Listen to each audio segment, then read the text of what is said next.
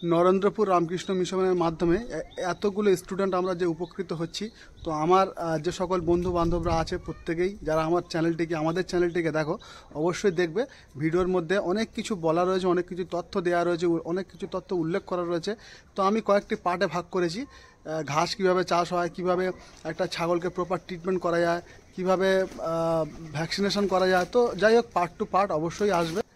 যে goat farming training করছিলাম বা পরবর্তীকালে ইন ফিউচারে যদি আমরা কোনোদিন কোনো ছাগলের ফার্ম করতে চাই, তো সেই ট্রেনিংয়ের উদ্দেশ্যে যে আমরা ট্রেনিংটা রামকৃষ্ণ মিশনে নিচ্ছিলাম, নরেন্দ্রপুর রামকৃষ্ণ মিশনে, তো সেখান থেকে আজকে আমাদেরকে নিয়ে স্যার রানা প্রতাপ স্যার আমাদেরকে নিয়ে যাচ্ছেন একটা সোনারপুরের খুব কাছেই খড়িগাছিতে চন্দনা নস্কর চন্দনাদির একটা ফার্মে। তো সেখানে আমরা দেখব মেনলি কী প্রজাতির ছাগল আছে এবং ছাগলকে কিভাবে ট্রিটমেন্ট করা যায়, প্রপার ট্রিটমেন্ট করে কিভাবে বাণিজ্যিকভাবে আমরা সাফল্য অর্জন করতে পারবো।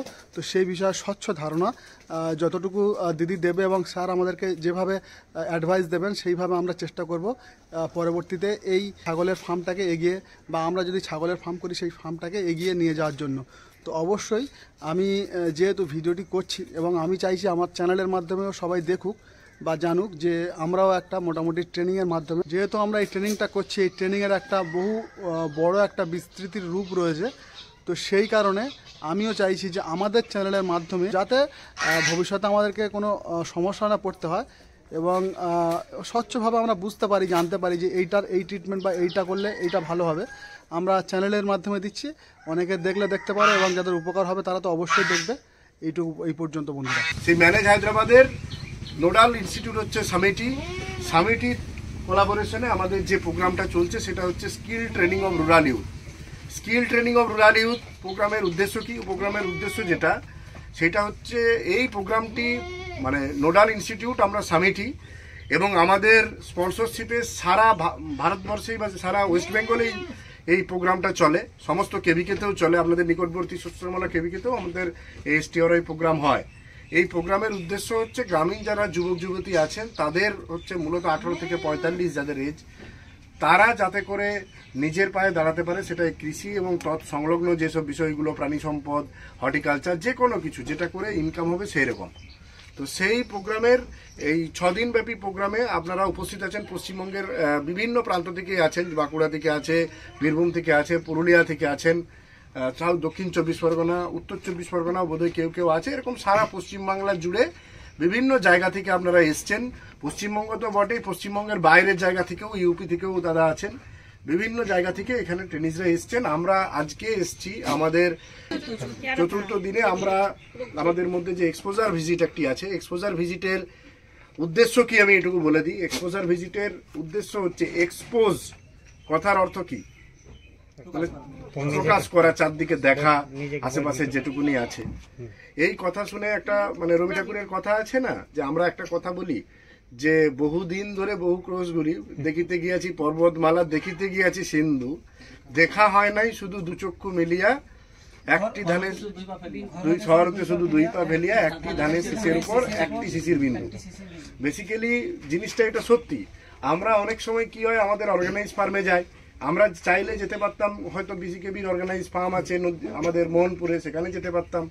একদম গভর্নমেন্ট স্ট্রাকচার ফার্ম আছে আমাদের কেবিকেতেই আছে বেসিক্যালি।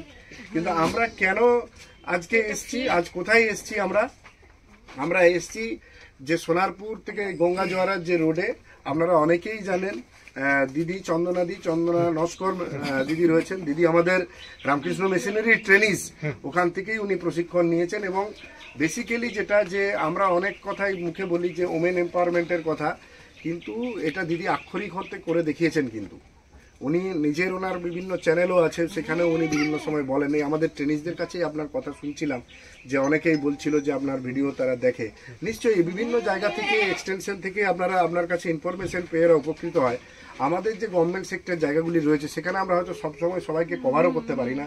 আমাদের যে আরে এরাও যারা সিলেকশন হয়ে এসছে, ধরুন 400-500 ছেলে অ্যাপ্লিকেশন করে, আপনি নিজেও তো ট্রেনিং নিয়ে দেখেছেন, সবাইকে আমরা সবসময় নিতে পারি না। সুযোগ থাকলেও, ইচ্ছা থাকলেও আমাদের সেই সুযোগ নেই।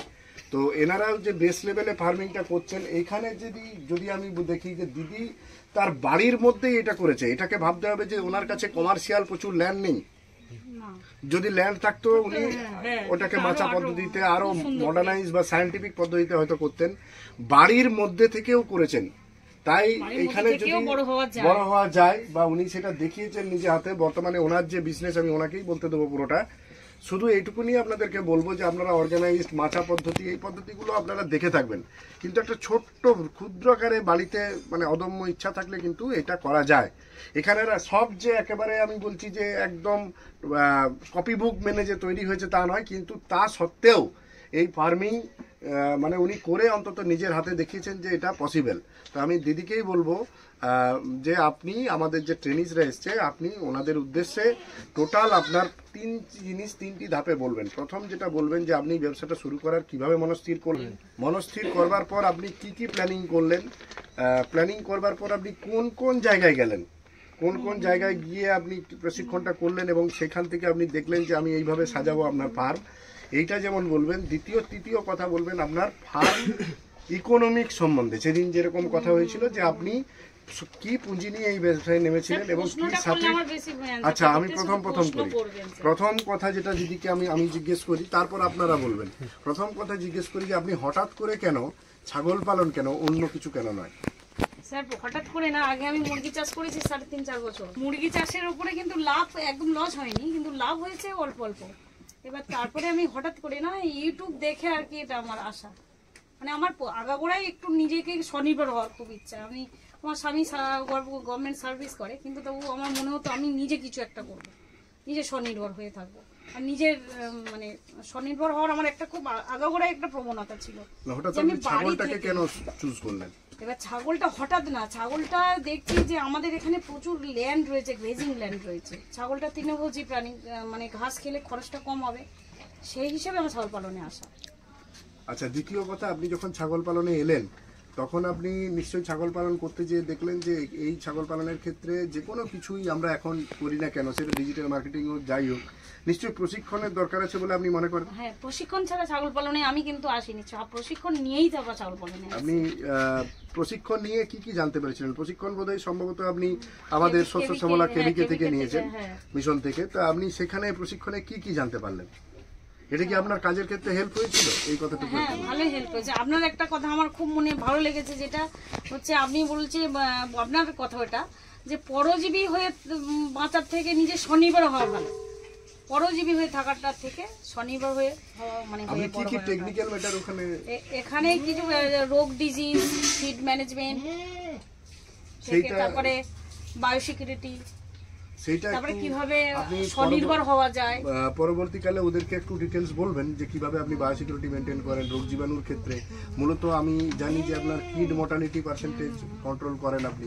সেই আমি 1-1.5 মাস অন্তর, যেহেতু মাঠে এখন গ্রেজিং হচ্ছে না, এখন টোটাল স্টল ফিডিং, আর যখন মাঠে গ্রেজিং হয় তখন কিন্তু আমি ওই 1-1.5 মাস অন্তর অন্তর আমি কৃমিনাশক করি।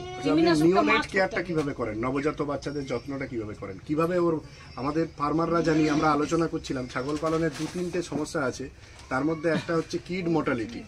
কিড মর্টালিটি নিয়েই কিন্তু পশ্চিমবঙ্গের চাষিরা ছাগল পালনের যেটা মানে সমস্যায় বলে, একটা ইনব্রিডিং, একটা হচ্ছে কিড মর্টালিটি, মানে বাচ্চা জন্মাবার, সদ্যজাত বাচ্চা জন্মাবার পরে তার প্রপার যত্নটা কিভাবে নেবে। অ্যাকচুয়ালি বাচ্চা যখন হয় আগে তাড়াতাড়ি করে বাচ্চাকে পরিষ্কার পরিচ্ছন্ন করে রাখা হয়। হ্যাঁ, শুকনো কাপড় দিয়ে পরিষ্কার পরিচ্ছন্ন করে রেখে গরম জায়গায় রাখা হয় বাচ্চাকে। গরম জায়গায় রাখার পরে কিন্তু মা ছাগলকে দানাভুসি, ডাল জাতীয় দানাভুসি দেওয়া হয় যাতে মিল্ক প্রোডাকশনটা থাকে। আর যে মা ছাগলের দানাভুসি থাকে না, সেই মা ছাগলে কিন্তু বাচ্চার কিন্তু ফিডিং খাওয়ানো হয়, সঙ্গে সঙ্গে ফিডিং ধরানো হয়। 1-2 দিন থেকে ফিডিং ধরিয়ে দিই যাতে বাচ্চার মর্টালিটি না আসে। বাচ্চা শুকনো জায়গায় রাখতে হয়, যে ভেজা জায়গার বাচ্চা রাখা যাবে না। আচ্ছা, আপনার এই যে ছাগলগুলো আছে জেনারেলি কত মাস পরে আপনি বিক্রি করেন? আমি আমার বাচ্চা মিনিমাম বাচ্চা 7-8 মাসে বাচ্চা সেল হয়। আর কতদিন পর ওরা প্রজনন ফর্ম হয়? খাসি ছাগল 1-1.5 বছরে সেল করি, একটু রেডি করে কুরবানি পারপাসে দিই। মোটামুটি আপনি লাইভ ওয়েটে পার কেজিতে কত দাম? লাইভ ওয়েটের থেকে আমি বেশি দামে সেল করি, কারণ আমি সোশ্যাল মাধ্যমে অনেক দিন থেকে রয়েছি অ্যাক্টিভ, ওই জন্য সেই সুবাদে একটা দামটা আমি খুব মানে ভালো মার্জিনে পাই। মানে বেসিক্যালি আপনি ডিজিটাল মার্কেটিং এর পদ্ধতিটাকে ইউজ করেন সোশ্যাল মার্কেটে। মোটামুটি আপনি লাইভ ওয়েটে কত টাকা কিলোতে বিক্রি করতে পারেন? মিনিমাম 500 টাকা কেজি যায় লাইভ ওয়েটে। এটা ভাবুন 500 টাকা কেজি কমে আমি কোনো ছাগল দিই না। মানে লাইভ 30 কেজি বডি ওয়েট থাকে, তাকে 15,000 টাকায় সেল হবে। 16,000 টাকা কি 15,000? যদি মাংসের দামে আমি করি, ক্যালকুলেট করি, তাহলে কিন্তু এর থেকে প্রায় হাফ ধরতে পারেন। মানে মাংস তো অত ওজনে আসবে না, মানে দাম এর অনেক বেশি। হিসাব মতো আপনি 30 পার কেজি বডি কিলো ওয়েট থাকে তাহলে প্রায় 16-17 কেজি মাংস আসবে। 18 মানে হাফ প্রায়। হ্যাঁ। তাহলে সেটা যদি 800 টাকা কেজিতে 800 বিক্রি কেজি করেন, তার মানে 1000 টাকা কিলোতে উনি বিক্রি করছেন কিন্তু মোরললেস মাংস ধরলে। মার্কেটিং এর ক্ষেত্রে আপনি কি আমাদের এদের কোশ্চেন যেটা মার্কেটিং এর ক্ষেত্রে কি আপনি কোনো প্রবলেম ফেস করছেন? স্যার না, একদম না, বিরাট সেল। দিতে পারা যায় না, সবসময় তো প্রোডাকশন নয়, খুব কম হ্যাঁ, বছরে দুবার বাচ্চা যে পাচ্ছে। আমাদের যারা খামারি আছে তারাও যদি পালন করে, তারা মার্কেটিং রিলেটেড নিজেকে মার্কেটিং নিজে ডাইরেক্ট ফার্মে দেবো এরকম। আচ্ছা, আর ভাবনা আপনি চিন্তা নিয়ে আসতে হবে। এইটা করতে গেলে কি কি সমস্যার সম্মুখীন হচ্ছেন? মানে এদের উদ্দেশ্যে আপনার অ্যাডভাইস কি, যে এই কি কি সমস্যা এরা ফেস করবে? মেন হচ্ছে ফিডটা, যদি খাবারটা ঠিকঠাক পুরো পর্যাপ্ত পরিমাণে ওদের পেট ভরিয়ে রাখা যায়, কোনো রোগ ডিজিজ আসবে না। খাবারটা কি করে ম্যানেজ করবে এরা, মানে হোমস্টে লেভেলে বাড়িতে? যাদের এমনি তো গ্রিন ঘাসের ফোডারের এরিয়া ক্ষেত্রে আছে, ওরা দেখেছে। যাদের ঘাসের এরিয়া আছে তাদের তো বিরাট প্রফিট। আর ঘাসের এরিয়া যদি না থাকে তাহলে খড়ের দাম কম অনেক। খড়ের সাথে সামান্য দানা ভুসি মাখিয়ে দিলে, খড়ের ইউরিয়া টিপেন্ড করে দিলে। সেই ক্ষেত্রে আরেকটা জিনিস আপনারা করতে পারেন, আপনারা বাড়িতে কিন্তু খুব সহজেই হাইড্রোপনিক করতে পারেন। হাইড্রোপনিকটা একটা ওরা সেটআপ লাগে, জায়গা লাগে। আমার একটা জায়গা, আমি হাইড্রোপনিক আমি করেছিলাম। হাইড্রোপনিক আমি কমের উপরেও করেছিলাম, জায়গা নেই বলেই ওটা আমি করতে পারি না। হাইড্রোপনিক করলে ওটা সেই ক্ষেত্রে আপনারা হাইড্রোপনিক করতে গেলে কিন্তু টেকনোলজি আপনি বলছেন অনেক ভালো হবে। হ্যাঁ, ওটা পুরো একসঙ্গে অনেক টাকা বছরে আপনি ছাগল বিক্রি করে মোটামুটি একটা, আমি বলছি আপনার ইকোনমিক্সটা একটু বলুন, যে একটা বছর যদি আমরা ধরি, প্রথম 2 বছর ছাগলের বিজনেসে তেমন বিক্রি করতে পারবেন না, তারপর ছাগলের বিজনেস দাঁড়ানোর পর 2 বছর থেকে বিক্রি শুরু হবে। ঠিকঠাক মাদারবোর্ড নিয়ে শুরু করতে হবে। ঠিকঠাক মাদারবোর্ড ধরে নিই কেউ 10টা ছাগল নিয়ে শুরু করলো, ধরে নিই 10টা 10:1, একটা কি দুটো পাঠা, যদি এটাও শুরু করে তাহলে 10টা, বেশি নয়, 10টা হলেও কি ইকোনমিক্স দাঁড়াবে আপনার মনে হয়? মানে ওইখান থেকে 2 বছর পর কিরকম মান্থলি রেভিনিউ ইনকাম করতে পারবে? এবারে 2 বছরে যদি সে মাদারবোর্ড তৈরি করে, তাকে বাচ্চা মিনিমাম 1-1.5 বছর পরে বাচ্চা রেডি হয়, তৈরি হয়, মিনিমাম 20-30টা মাদারবোর্ড তৈরি হয়ে যাবে। 30টা মাদারবোর্ড থেকে সে বছরে মিনিমাম 3.5-4 লাখ টাকা ইনকাম, বছরে 30টা যদি মাদারবোর্ড হয়ে যায় 10টা ছাগল থেকে 3.5-4 লাখ। ম্যাডাম এটা কি পিওর ব্ল্যাক বেঙ্গল বলেছেন? এটা কম বলেছেন না, ব্ল্যাক বেঙ্গল না, উনি ইয়েতে বলেছেন ব্ল্যাক বেঙ্গলও মোরললেস, ব্ল্যাক বেঙ্গল বাচ্চা ব্ল্যাক আরো বেশি। বেঙ্গলে যদি মার্কেটটা কেউ যদি ধরতে পারে, মাংসের জন্য পৃথিবী বিখ্যাত ব্ল্যাক বেঙ্গল, যদি মার্কেটটা ধরতে পারে তাহলে সে প্রফিট এর থেকে বেশি করতে পারে, কিন্তু এই ফোরের এর থেকে বেশি হবে। আর যদি তুমি ফোরেদের কাছে যদি দাও তাহলে প্রফিট হবে না, ওরা তো দামই দেবে না, ওরা ওদের প্রফিটটাই বুঝবে। আচ্ছা, মানে আপনাদের কোনো কোশ্চেন আছে? কারো কোশ্চেন আবার পরে করবেন, কারো কোনো কংক্রিট কোশ্চেন আছে এই সম্বন্ধে? কি কি খাবার দিচ্ছি এগুলো প্রশ্ন করুন না, কি কি খাবার না দেওয়া সেটা হচ্ছে, কি কি খাবার দিচ্ছি হ্যাঁ, আমি। সেটা আমি প্রথমেই বলছি যে ম্যাডামকে আমরা এখানে ধন্যবাদ জানাচ্ছি। এখানে ধন্যবাদ জানিয়ে আমাদের যে রামকৃষ্ণ মিশন সামিটির পক্ষ থেকে ওনাকে ধন্যবাদ, যে উনি নিজের পায়ে দাঁড়িয়েছেন। এই ধন্যবাদ কৃতিত্ব ওনারই প্রাপ্য, অন্য কারো কিছু নয়। আমরা অনেকজনকে ট্রেনিং দিই, কেউ পায়ে দাঁড়ায়, কেউ পায়ে দাঁড়ায় না, এত সহজ কথা নয় যে আমরা একটা কথা বললাম। স্ট্রাগল আর পরিশ্রমের জন্য ওনাকে যথেষ্ট আমরা ধন্যবাদ জানাই, সবার পক্ষ থেকেই আমি জানাই আপনাকে। আর মোটামুটি এখানে ওরা মোটামুটি বন্ধ করে দিয়ে এবারে আপনি টোটাল ওদেরকে ইলাবোরেট করুন।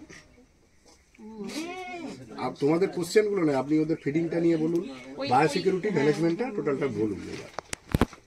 বলি না বা ইউটিউবে আমি এখনো কোনোদিন দিইনি, স্যারের স্টুডেন্টের সেই সুবাদে আমি এটা মানে জানাতে চাইছি, যেটা সিগ্রেট ফর্মুলা আছে, যেটা বাচ্চা বাঁচানোর ফর্মুলা। বিশেষ করে ব্রিডিং ফার্মে বাচ্চাটাই বাঁচানোটাই হচ্ছে আমাদের মেন জিনিস। আর সেটাই হচ্ছে এই যদি এই যে দুর্বল ছাগল বাচ্চা দিয়েছে, এর কিন্তু বাচ্চার কিন্তু দুধের ঘাটতি, কিন্তু ফিডিংটা খাওয়াবো কি, সে ফিডিংটা হচ্ছে মেন। হচ্ছে বাচ্চা যখন মা ছাগলের দুধ হবে না, যতই আমি দানা ভুসি খাবার দিই না কেন, দুধের ঘাটতি হবে, তখন আমরা সেই বাচ্চাটা বাঁচাতে গেলে দুধ খাওয়াতেই হবে। আর পেটে আমরা পেটের মধ্যে আমরা বাচ্চা দেখবে ঘন ঘন মায়ের দুধ খাচ্ছে, খালি ঘন ঘন দুধ খেতে যাচ্ছে, মা ছুটে পালানোর চেষ্টা করছে, তখনই বুঝে নিতে হবে বাচ্চা কিন্তু দুধের ঘাটতি যদি থাকে বাচ্চার মর্টালিটি হবেই মাস্ট। সেই জন্য বাচ্চাকে দুধের মানে পূর্তি করানোর জন্য আমরা বাড়িতেই সেটা ফিডটা তৈরি করে বাইরে থেকে কিনে নিয়ে এসে বাড়িতেই বানাবো, যেটা গরুর দুধ না। গরুর দুধে কোনো কিছু নেই, গরুর দুধে কোনো কিছু থাকে না, ল্যাকটিক অ্যাসিড আছে, গরুর দুধে কোনো কিছু হবেই না, শুধু জাস্ট বেঁচে থাকবে, গায়ে মাংস লাগবে না, গ্রোথ হবে না, কিছু হবে না। সেই জন্য বাচ্চাকে বাঁচানোর জন্য আমি যেটা করে থাকি, আমুল দুধ যেটা পাউডার ফর্মে যে আমুল দুধ আছে, আমুল দুধ তাতে ভুট্টার গুঁড়ো মিক্সড, যেটা গুঁড়ো পাউডার, ভুট্টার গুঁড়ো আর ছোলার ছাতু, আর তাতে চীনা বাদাম, যেটা চীনা বাদামের মধ্যে স্যারেরা জানে প্রোটিন পার্সেন্টটা বেশি থাকে, চীনা বাদাম এই করকম মিক্সড করে, আর তাতে একটু সামান্য আয়রন আর সামান্য ভিটামিন দিয়ে আমরা জলটা গরম করলাম, করে আমরা যদি 2টো ছাগল থাকে 2টো ছাগলের মতো 2 চামচ দিলাম, পাউডার মতো করে, যেন হরলিক্স করে সেরকম গুলে খাইয়ে দিলাম, ছাগল মর্টালিটি হবে না, বাচ্চা বেঁচে যাবে। হচ্ছে হ্যাঁ, একদিনের বাচ্চা যদি দেখি দুধ নেই, দিনের বাচ্চাকেও দেওয়া যাবে, তখন আমি শুধু আমুল দুধ দেবো, একটু ঘন করে আমুল দুধ দেবো, একটু টেস্ট লাগবে যাতে মায়ের। সাদা প্যাকেট যেটা আমুল স্প্রে যেটা বলে, তাই তো? না না, আমুল গুঁড়োটা, পাউডার।